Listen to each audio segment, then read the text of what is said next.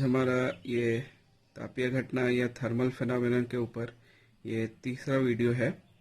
इससे पहले के दो वीडियोस पे हम लोगों ने तापीय घटना के विभिन्न टॉपिकों के ऊपर बात किए थे। आज हम लोग तापीय चालन एवं तापीय चालकता के बारे में जानेंगे कि ये क्या है। तो चलिए शुरू करते हैं आज का क्लास। तो देखते हैं पहले ये तापीय चालन या थर्मल कंडक्शन ये क्या होता है। तो ये आप लोग हमेशा ऑब्जर्व किए हैं या घर पे भी देखे हैं। मान लीजिए हम लोग एक लोहे का इस तरह का छड़ लेते हैं और इसको मोमबत्ती लेकर के इस तरह से अगर गर्म करते हैं, मान लीजिए, या कोई भी पतला तार है मान लीजिए, अगर इसको इस तरह से गर्म करते हैं तो क्या देखेंगे? थोड़ी देर बाद देखेंगे कि हम लोगों को यहाँ पे हाथ पे गर्मी लगने लगा। मतलब हम लोग, या हो सकता है कि और थोड़ा ज़्यादा गर्म करें तो हम लोग इसको पकड़ ही नहीं पाएंगे, ये इतना ज़्यादा गर्म हो जाएगा।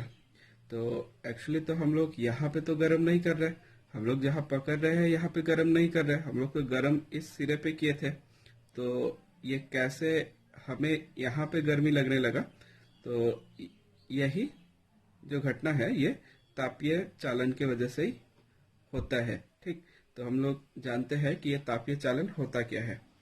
तो देखिए, वो विधि जिसमें ऊष्मा का संचार पदार्थ के गर्म कणों के बिना स्थानांतरण के होता है, तापीय चालन कहलाता है। जैसे हम लोग इसको यहाँ पे गर्म कर रहे थे तो यहाँ पे जो इसका कण है वो तो चल करके यहाँ नहीं आ रहा था, है ना, वो अपना स्थानांतरण नहीं कर रहा था, उसके बाद भी हमें यहाँ पे गर्मी महसूस हो रहा था। तो इसे ही हम लोग तापीय चालन कहते हैं, इसे ही हम लोग तापीय चालन कहेंगे। तो अब बात करते हैं हम लोग तापीय चालकता के बारे में, थर्मल कंडक्टिविटी। तो ये तापीय चालकता या थर्मल कंडक्टिविटी क्या होता है?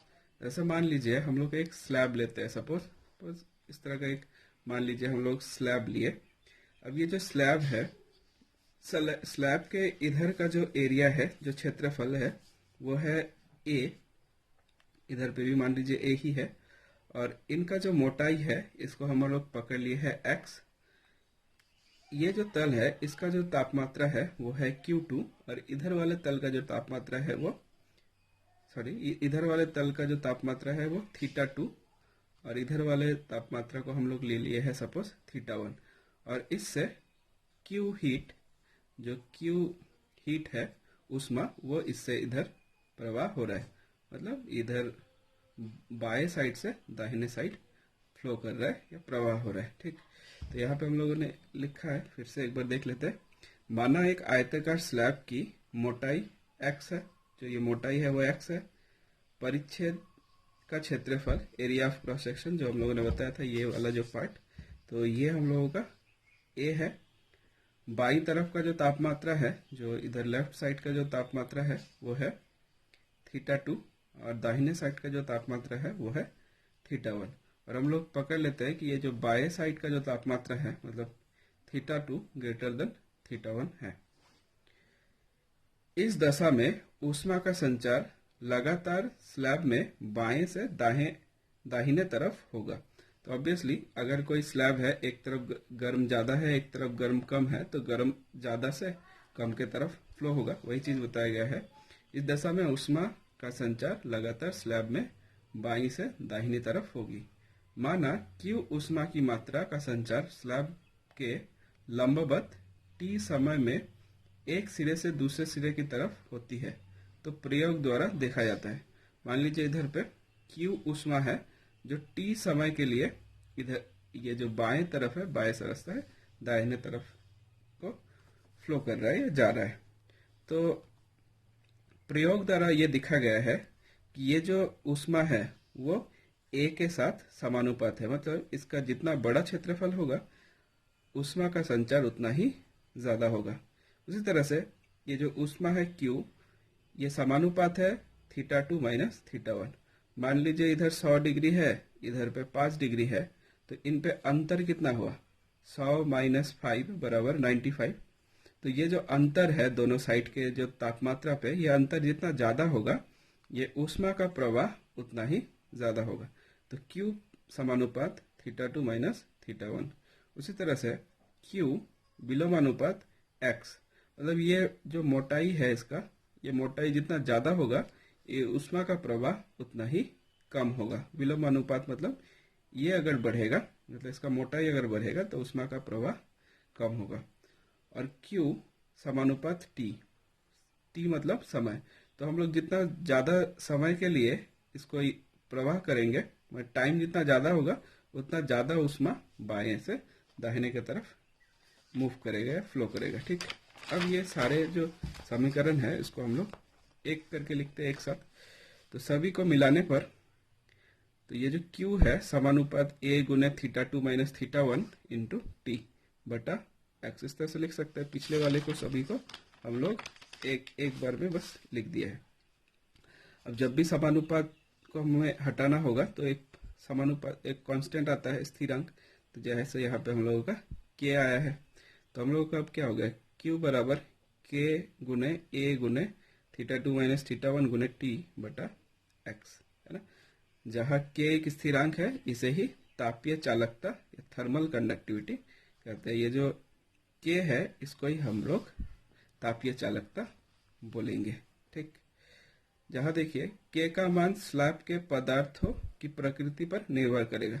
अलग अलग धातुओं का मान लीजिए अगर स्लैब है तो जो K का मान है वो अलग अलग होगा।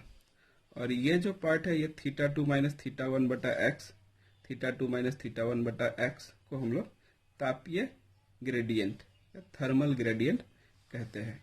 इसको थर्मल ग्रेडियंट कहेंगे, मतलब कितने मोटाई पे कितना तापमात्रा में परिवर्तन आ रहा है। तो चलिए हम लोग एक बार देख लेते हैं कि तापीय चालकता होता क्या है, मतलब के का हम लोग परिभाषा देख लेते हैं। तो जैसे कि यहाँ पे अगर आप देख सकते हैं कि मान लीजिए अगर Q2 माइनस Q1, ये जो तापमात्रा में जो डिफरेंस है, अंतर है, Q2 minus Q1 sorry theta two minus theta one बराबर T बराबर X बराबर A बराबर 1 है। मतलब यहाँ पे जो भी चीज देख रहे हैं A equal to 1, theta minus theta one, theta two minus theta one बराबर 1, T बराबर 1, X बराबर 1 अगर होता है तो ये सारा पार्ट क्या हो जाएगा 1। और यहाँ पे क्या है Q, तो Q बराबर क्या हो जाएगा K, Q बराबर K। मतलब जब ये सारा चीज एक के बराबर हो जाता है तो Q जो है वो K के बराबर होता है। तो उसे ही लिखा गया है, देखिए, किसी पदार्थ की तापीय चालकता ऊष्मा के उस मात्रा को कहते हैं जो एक सेकंड में एक स्लैब जिसकी मोटाई इकाई तथा परिच्छेद का क्षेत्रफल भी इकाई हो, स्लैब के दोनों तरफ के बीच इकाई डिग्री तापमात्रा में अंतर होने से प्रवाहित होती है। तो ये वो ऊष्मा है, वो ऊष्मा की मात्रा है। ये जो K है, K क्या है, वो ऊष्मा की मात्रा है जब यहाँ पे परिच्छेद का क्षेत्रफल एक होगा, दोनों सिरे का जो तापक्रम पे या तापमात्रा पे जो डिफरेंस है, जो अंतर है वो 1 होगा, समय जो होगा वो 1 सेकंड के लिए फ्लो करेगा, और इसका जो मोटाई है ये भी सपोज इकाई होगा, सपोज 1 सेंटीमीटर हो। ठीक, तो इस तरह से अगर होता है तो हम लोग इसको तापीय चालकता बोलेंगे। तो तापीय चालकता K बराबर क्या होगा, इसको ऊपर कर देते हैं, ये सबको नीचे कर देते हैं। तो हम लोग का K इक्वल टू Q गुने एक्स बटा A गुने theta two minus theta one गुने टी, ये हम लोगों का आ जाएगा। तो इसका इकाई CGS में क्या होगा, CGS मतलब सेंटीमीटर ग्राम सेकेंड। तो CGS पे जब इसका इकाई निकालेंगे तो हम लोग का हो जाएगा कैलोरी प्रति सेंटीमीटर प्रति सेकंड प्रति डिग्री सेंटीग्रेड, है ना। जैसे ये Q के लिए, Q उस एनर्जी का इकाई है, ऊर्जा का इकाई, इसको हम लोग कैलोरी ले लेते हैं। ऊपर मोटाई मतलब क्या, सपोज ये सेंटीमीटर है, एरिया है मतलब क्षेत्रफल सेंटीमीटर स्क्वायर है, तो ऊपर 1 सेंटीमीटर, नीचे कट जाएगा एक, तो यहाँ पे सिर्फ सेंटीमीटर बचेगा, तो इसलिए सेंटीमीटर इनवर्स हो गया, नीचे है उसलिए। और यहाँ पे theta two minus theta one, ये क्या है, एक तरह का तापमात्रा ही है। तो तापमात्रा के लिए क्या होता है डिग्री सेंटीग्रेड, तो नीचे है इसलिए प्रति डिग्री सेंटीग्रेड। इनवर्स है यहाँ पे, और नीचे t इक्वल टू क्या है, ये सेकेंड पे है, तो उसे भी ऊपर लिख दिया एस इनवर्स। ठीक, इसी तरह से अगर इसको हम लोग एसआई पे लिखेंगे तो ये हो जाएगा जूल प्रति मीटर प्रति सेकंड प्रति केल्विन। तो इसका इकाई भी हो गया।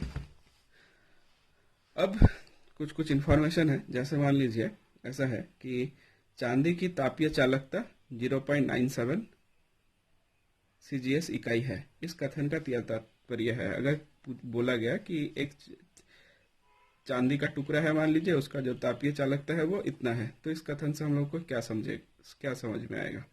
तो इसका मतलब ये है, इस कथन का तात्पर्य यह है कि चांदी 0.97 कैलोरी प्रति सेकंड ऊष्मा को चांदी के इकाई घन को एक तल से विपरीत तल में 1 डिग्री सेंटीग्रेड तापमात्रा के अंतर होने से प्रवाहित करता है। क्या है, और एक बार देखते हैं। इस कथन का तात्पर्य यह है कि चांदी जो है वो इतना कैलोरी प्रति सेकंड, एक सेकंड में इतना कैलोरी ऊष्मा जो है चांदी के इकाई घन के एक तल से विपरीत तल में 1 डिग्री सेंटीग्रेड तापमात्रा के अंतर होने से प्रवाहित करता है। अगर दोनों सिरे का जो तल का जो तापमात्रा में अंतर है वो अगर 1 डिग्री का होगा तो वो इतना ऊष्मा एक तल से दूसरे तल की तरफ प्रवाह करेगा। ठीक, और कुछ कुछ इन्फॉर्मेशन मैं बता दूं, जैसे जितने भी तत्व है हमारे आसपास, हम लोग जितने भी तत्व देखते हैं उनमें हीरा जो है, हीरा का तापीय चालकता सबसे अधिक है, वो है 2000 वाट प्रति मीटर प्रति केल्विन, है ना। तो हीरा का जो तापीय चालकता है वो सबसे ज्यादा है। मतलब अगर हीरा को लेकर को हम लोग गर्म करेंगे तो हीरा सबसे पहले गर्म होगा। मतलब यहाँ पे अगर हम लोग पकड़े रहते हैं हीरा को लेकर अगर गर्म करेंगे, तो अगर मान लीजिए एक हीरा का एक लंबा सा इस तरह से कुछ लिए है और एक रॉड लिए है इस तरह से दूसरा किसी धातु का, तो अगर दोनों को समान गर्मी देते हैं तो हीरा जो है ये बहुत जल्दी गर्म हो जाएगा, हमारे हाथों को ज्यादा गर्मी हीरा के केस में लगेगा। और अगर हम लोग धातुओं के चालकता के बारे में अगर बात करें तो धातुओं के चालकता में जो चांदी है, चांदी की जो धातु जो चालकता है, तापीय चालकता, चांदी का जो तापीय चालकता है ये सबसे अधिक है। जैसे अब चांदी के तुरंत बाद आता है कॉपर, मतलब तांबा का। तो अगर पूछा जाए कि चांदी और तांबा में कौन सा ज्यादा अच्छा है, अगर हम लोग को ऊष्मा का चालन करना है तो हम लोग तांबा लेंगे या फिर चांदी लेंगे। तो एक्चुअली तो चांदी का ज्यादा अच्छा है, चांदी ज्यादा अच्छा प्रवाह करेगा ऊष्मा को, लेकिन चांदी क्या है, तांबा से बहुत ज्यादा महंगा है। तो जिस वजह से हमारे लिए तो ये तांबा ही ज्यादा अच्छा हुआ। लेकिन अगर पूछा जाए कि तापीय चालकता के बारे में, तो तापीय चालकता चांदी का सबसे ज्यादा है धातुओं में। ओके, अब हम लोग देखेंगे विभिन्न पदार्थ की तापीय चालकता भिन्न भिन्न होती है। जैसे मैंने पहले ही बताया कि अलग अलग जो पदार्थ है या अलग अलग जो धातु है सबका तापीय चालकता समान नहीं है। तो इसे हम लोग एक प्रयोग के द्वारा देखेंगे कि कैसे तापीय चालकता सबका अलग अलग है। तो इसे इंजन हॉज का प्रयोग बोलते हैं। इस पे हम लोग क्या करते हैं, मान लीजिए इस तरह से अलग अलग 3 धातु है हमारे पास। एक मान लीजिए चांदी है, एक तांबा है और एक लेड है। तो इस तरह से तीनों धातु लिए हैं, लेकर के क्या किए, इसको मोम से कोटिंग कर देते हैं। मोम का एक परत लगा देते हैं, सब में मोम का परत लगा देते हैं। लगा करके इसको क्या किए है, इस तरह से एक गरम एक वाटर बाथ पे इसको इस तरह से डाल देते हैं। मतलब अंदर पानी भरा हुआ है और इसको इस तरह से डाल दिए है। अब इसको गर्म कर रहे हैं।